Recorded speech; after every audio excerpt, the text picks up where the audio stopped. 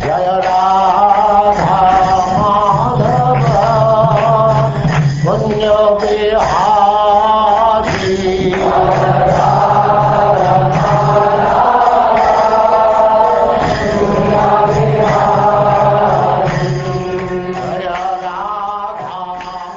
And now chapter 18.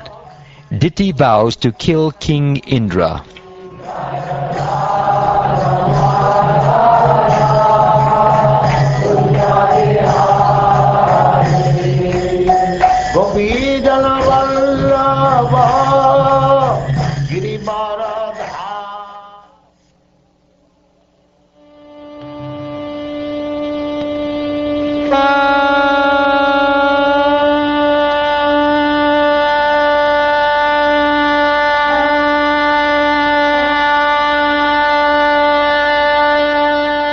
Sri Shukdev Goswami said, Prishni, who was the wife of Savita, the fifth of the 12 sons of Aditi, gave birth to 3 daughters, Savitri, Vayarti, and Trayi, and the sons named Agnihotra, Pashu, Soma, Chaturmasya, and the 5 Mahayagyas.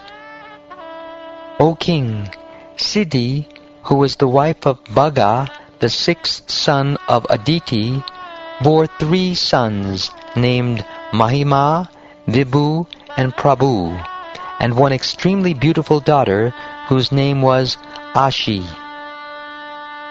Datta, the 7th son of Aditi, had 4 wives named Kuhu, Sinivali, Rakha, and Anumati. These wives begot 4 sons named Sayam, Dasha, Prata, and Purnamasa, respectively. The wife of Vidatta, the 8th son of Aditi, was named Kriya. In her, Vidatta begot the 5 fire gods named the Purishas. The wife of Varuna, the 9th son of Aditi, was named Charshani. Bhrigu, the son of Brahma, took birth again in her womb. By the semen of Varuna, the great mystic Valmiki took birth from an anthill. Bhrigu and Valmiki were specific sons of Varuna, whereas Agastya and Vasishtha rishis were the common sons of Varuna and Mitra, the 10th son of Aditi. Upon seeing Urvasi, the celestial society girl, both Mitra and Varuna discharged semen, which they preserved in an earthen pot. The 2 sons, Agastya and Vasishtha, later appeared from that pot, and they are therefore the common sons of Mitra and Varuna. Mitra begot 3 sons in the womb of his wife, whose name was Revati. Their names were Utsarga, Arishta, and Pipala. O King Parikshit, Indra, the king of the heavenly planets and 11th son of Aditi, begot 3 sons named Jayanta, Rishabha, and Midusha in the womb of his wife Polami. Thus we have heard. By his own potency, the Supreme Personality of Godhead, who has multifarious potencies, appeared in the form of a dwarf as Urukram, the 12th son of Aditi. In the womb of his wife, whose name was Kirti, he begot 1 son named Brihadshloka, who had many sons headed by Sobhaga. Later, in the 8th canto of Srimad Bhagavatam, I shall describe how Urukram, Lord Vamanadev, appeared as the son of the great sage Kashyapa, and how he covered the 3 worlds with 3 steps. I shall describe the uncommon activities he performed, his qualities, his power, and how he took birth from the womb of Aditi. Now let me describe the sons of Diti, who were begotten by Kashyapa, but who became demons. In this demoniac family, the great devotee Prahlad Maharaj appeared. and Bali Maharaj also appeared in that family. The demons are technically known as Daityas because they proceeded from the womb of Diti. First, the two sons named Hiranyakashipu and Hiranyaksha took birth from Diti's womb. Both of them were very powerful and were worshipped by the Daityas and Danavas. The wife of Hiranyakashipu was known as Kayadu. She was the daughter of Jamba and a descendant of Danu. She gave birth to 4 consecutive sons, known as Samlad, Anulad, Lad, and Pralad. The sister of these 4 sons was known as Simhika. She married the demon named Viprachit and gave birth to another demon named Rahu. While Rahu in disguise was drinking nectar among the demigods, the Supreme Personality of Godhead severed his head. The wife of Samlad was named Kriti. By union with Samlad, Kriti gave birth to a son named Panchajana. The wife of Lad was named Damani. She gave birth to 2 sons named Vatapi and Ilvala. When Agastya Muni became Ilvala's guest, Ilvala served him a feast by cooking Vatapi, who was in the shape of a ram. The wife of Anulad was named Surya. She gave birth to 2 sons named Bashkala and Mahisha. Pralad had 1 son, Virochana, whose wife gave birth to Bali Maharaj. Thereafter, Bali Maharaj begot 100 sons in the womb of Ashana. Of these 100 sons, King Bana was the eldest. The activities of Bali Maharaj, which are very laudable, will be described later in the 8th canto. Since King Bana was a great worshipper of Lord Shiva, he became one of Lord Shiva's most celebrated associates. Even now, Lord Shiva protects King Bana's capital and always stands beside him. The 49 Marut demigods were also born from the womb of Diti. None of them had sons. Although they were born of Diti, King Indra gave them a position as demigods. My dear Lord, due to their birth, the 49 Maruts must have been obsessed with a demoniac mentality. Why did Indra, the king of heaven, convert them into demigods? Did they perform any rituals or pious activities? My dear Brahman, I and all the sages present with me are eager to know about this. Therefore, O great soul, kindly explain to us the reason.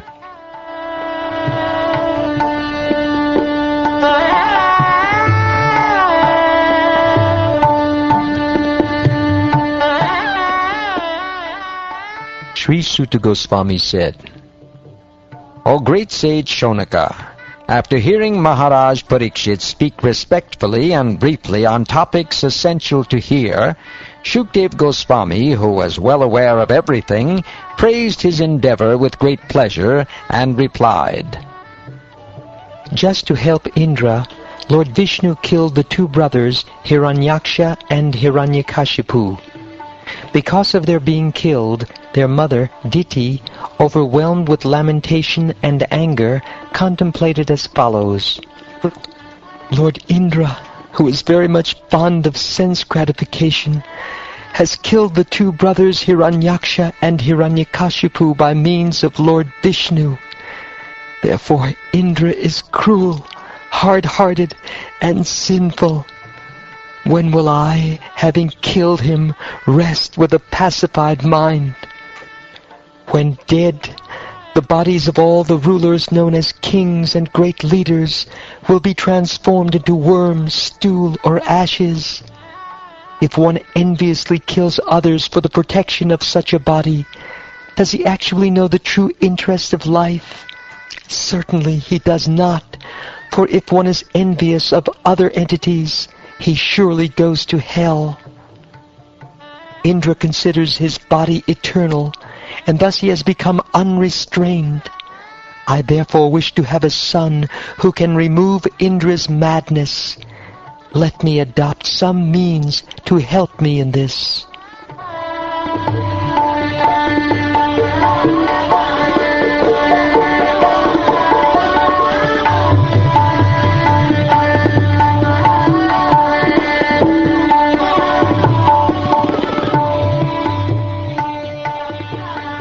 Thinking in this way, with a desire for a son to kill Indra, Diti began constantly acting to satisfy Kashyapa by her pleasing behavior. O king, Diti always carried out Kashyapa's orders very faithfully as he desired. With service, love, humility, and control, with words spoken very sweetly to satisfy her husband, and with smiles and glances at him, Diti attracted his mind and brought it under her control. Although Kashyapa Muni was a learned scholar, he was captivated by Diti's artificial behavior, which brought him under her control. Therefore, he assured his wife that he would fulfill her desires. Such a promise by a husband is not at all astonishing. In the beginning of creation, Lord Brahma, the father of the living entities of the universe, saw that all the living entities were unattached. To increase population, he then created woman from the better half of man's body, for woman's behavior carries away a man's mind.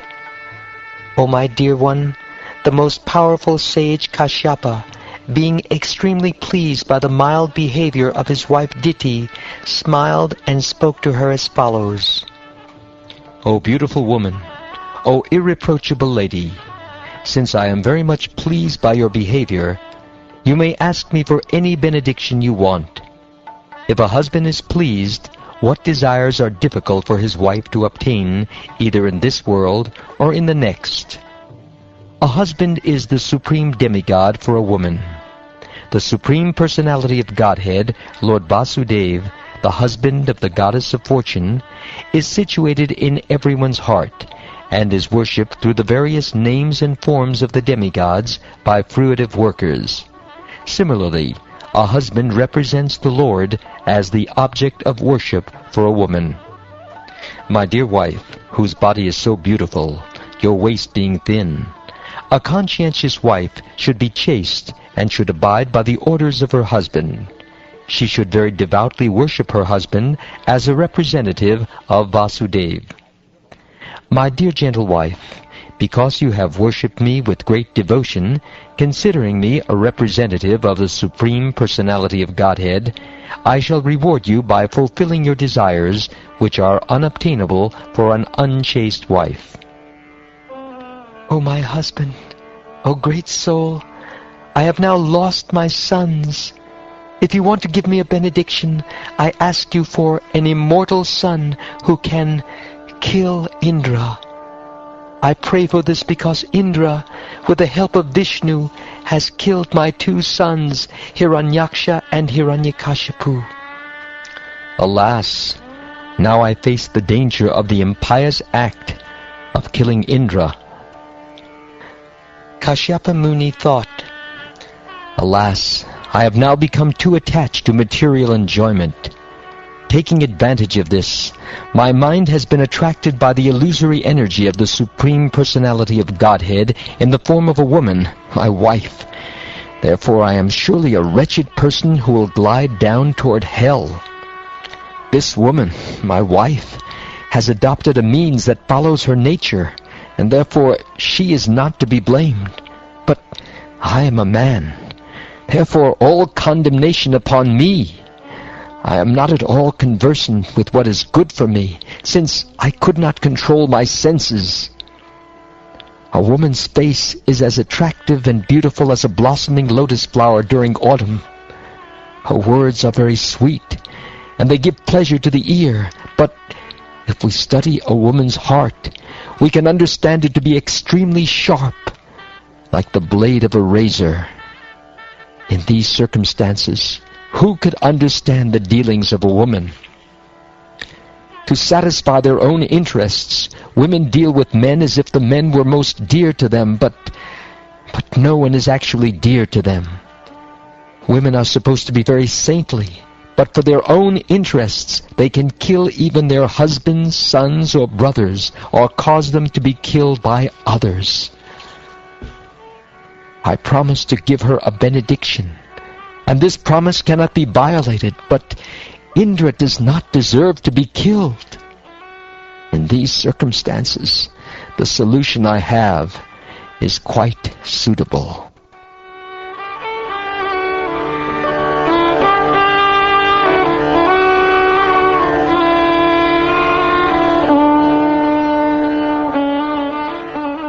Kashyapa Muni, thinking in this way, became somewhat angry. Condemning himself, O Maharaj Parikshit, descendant of Kuru, he spoke to Diti as follows. My dear gentle wife, if you follow my instructions regarding this vow for at least 1 year, you will surely get a son who will be able to kill Indra. However, if you deviate from this vow of following the Vaishnava principles, you will get a son who will be favorable to Indra. My dear Brahman, I must accept your advice and follow the vow. Now let me understand what I have to do, what is forbidden, and what will not break the vow. Please clearly state all this to me. My dear wife, to follow this vow, do not be violent or cause harm to anyone. Do not curse anyone, and do not speak lies. Do not cut your nails and hair, and do not touch impure things like skulls and bones. My dear gentle wife, never enter the water while bathing. Never be angry, and do not even speak or associate with wicked people. Never wear clothes that have not been properly washed, and do not put on a garland that has already been worn. Never eat leftover food. Never eat prasad offered to the goddess Kali or Durga. And do not eat anything contaminated by flesh or fish. Do not eat anything brought or touched by a Shudra, nor anything seen by a woman in her menstrual period. Do not drink water by joining your palms. After eating, you should not go out to the street without having washed your mouth, hands, and feet. You should not go out in the evening or with your hair loose, nor should you go out unless you are properly decorated with ornaments. You should not leave the house unless you are very grave and are sufficiently covered. You should not lie down without having washed both of your feet, or without being purified, nor with wet feet, or with your head pointed west or north. You should not lie naked, or with other women, or during the sunrise or sunset.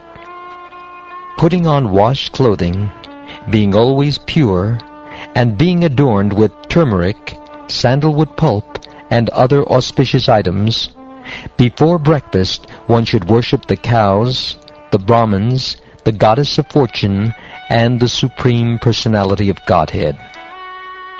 With flower garlands, sandalwood pulp, ornaments, and other paraphernalia, a woman following this vow should worship women who have sons and whose husbands are living.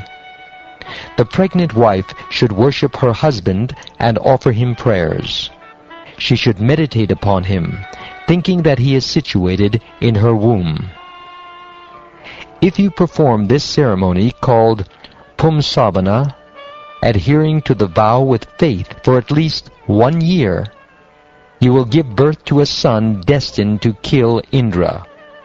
But if there is any discrepancy in the discharge of this vow, the son will be a friend to Indra.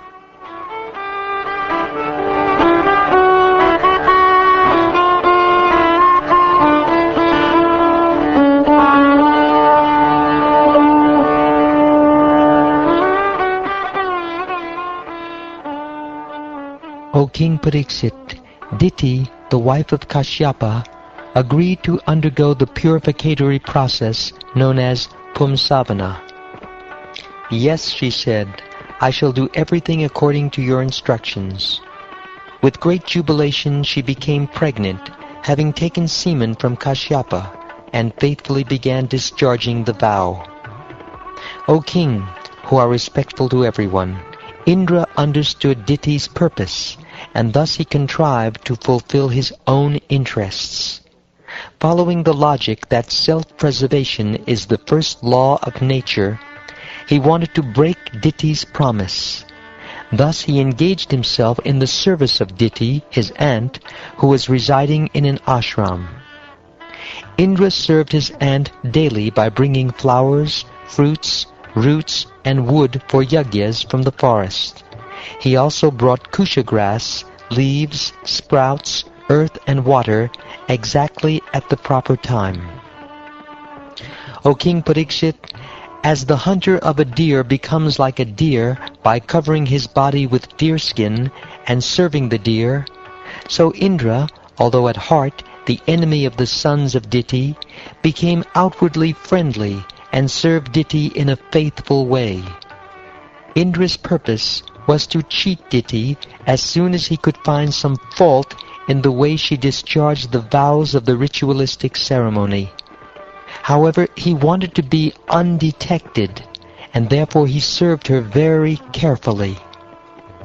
O Master of the entire world, when Indra could find no faults, he thought, "How will there be good fortune for me?" Thus he was full of deep anxiety. Having grown weak and thin because of strictly following the principles of the vow, Diti once unfortunately neglected to wash her mouth, hands, and feet after eating, and went to sleep during the evening twilight. Finding this fault, Indra, who has all the mystic powers, the yoga siddhis such as Anima and Laghima, entered Diti's womb while she was unconscious, being fast asleep. After entering Diti's womb, Indra, with the help of his thunderbolt, cut into 7 pieces her embryo, which appeared like glowing gold. In 7 places, 7 different living beings began crying. Indra told them, "Do not cry," and then he cut each of them into 7 pieces again. O king, being very much aggrieved, they pleaded to Indra with folded hands, saying, "Dear Indra, we are the Maruts, your brothers. Why are you trying to kill us?" When Indra saw that actually they were his devoted followers, he said to them, "If you are all my brothers, you have nothing more to fear from me."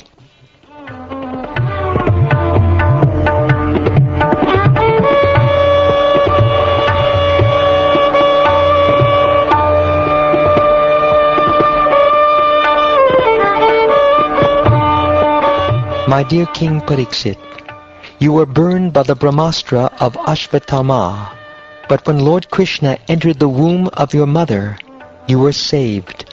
Similarly, although the one embryo was cut into 49 pieces by the thunderbolt of Indra, they were all saved by the mercy of the Supreme Personality of Godhead. If one worships the Supreme Personality of Godhead, the original person, even once, he receives the benefit of being promoted to the spiritual world and possessing the same bodily features as Vishnu. Diti worshipped Lord Vishnu for almost 1 year, adhering to a great vow. Because of such strength in spiritual life, the 49 Maruts were born. How then is it wonderful that the Maruts, although born from the womb of Diti, became equal to the demigods by the mercy of the Supreme Lord. Because of worshipping the Supreme Personality of Godhead, Diti was completely purified. When she got up from bed, she saw her 49 sons along with Indra. These 49 sons were all as brilliant as fire, and were in friendship with Indra, and therefore she was very pleased. Thereafter, Diti said to Indra, "My dear son, I adhered to this difficult vow just to get a son to kill you 12 Adityas. I prayed for only one son, but now I see that there are 49. How has this happened? My dear son Indra, if you know, please tell me the truth. Do not try to speak lies. My dear mother, because I was grossly blinded by selfish interests, I lost sight of religion. When I understood that you are observing a great vow in spiritual life, I wanted to find some fault in you. When I found such a fault, I entered your womb and cut the embryo to pieces.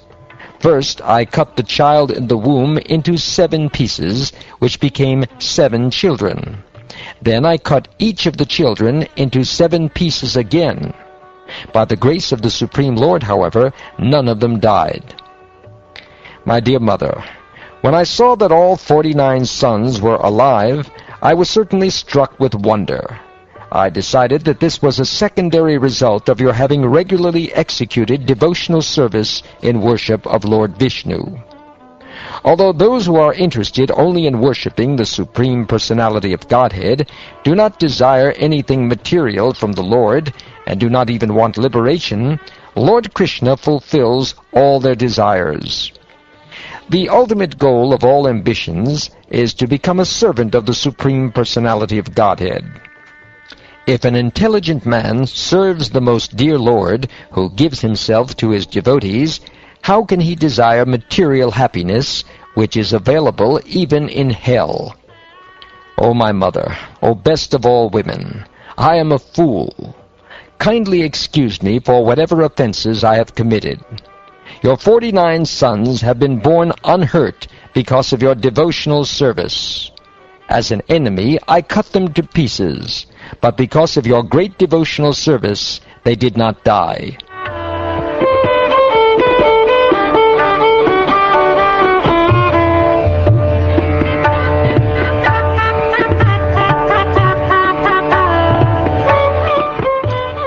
Diti was extremely satisfied by Indra's good behavior.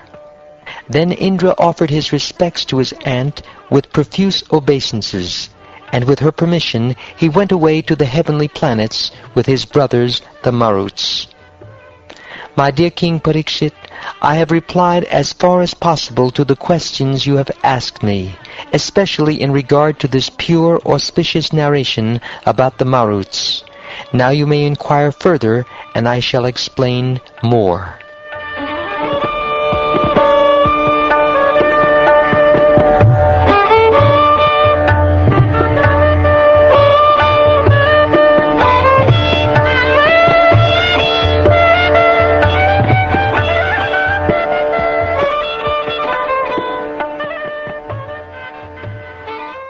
Thus ends the 18th chapter of the 6th canto of the Srimad Bhagavatam, entitled Diti Vows to Kill King Indra.